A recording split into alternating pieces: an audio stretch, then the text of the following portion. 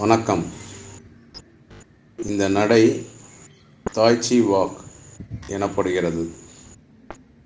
இயல்பாக நாம் நடக்கின்ற பொழுது சாதாரணமாக வேகமாக இயல்பாக நடப்போம். ஆனால் இந்த நடை என்பது மெதுவாக, மிகவும் மெதுவாக ஒவ்வொரு அடியும் எடுத்து வைத்து நடப்பதாகும்.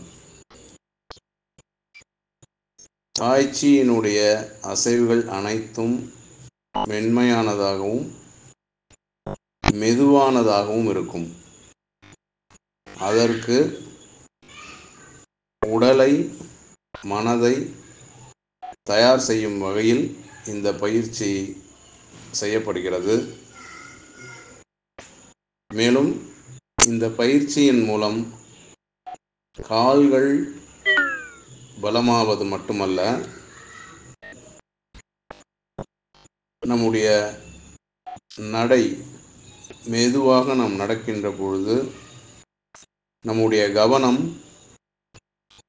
நம்முடைய அடியின் மீது தடுமாற்றம் இல்லாமல் நாம் நடக்க வேண்டும் என்ற கவனம் ஒவ்வொரு அடியிலும் இருக்கும்.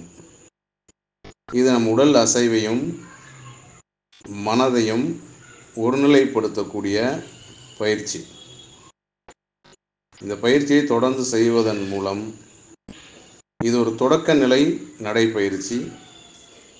அடுத்தடுத்து பழகும் பொழுது இந்த நடைப்பயிற்சியில் சில கடினமான நடைப்பயிற்சிகளும் உண்டு.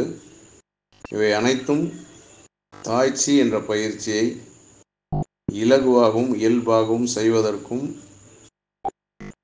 நம்முடைய உடல், குறிப்பாக கால்களும் இடுப்பும் வலுப்பெறுவதற்கும் பயன்படுகிறது.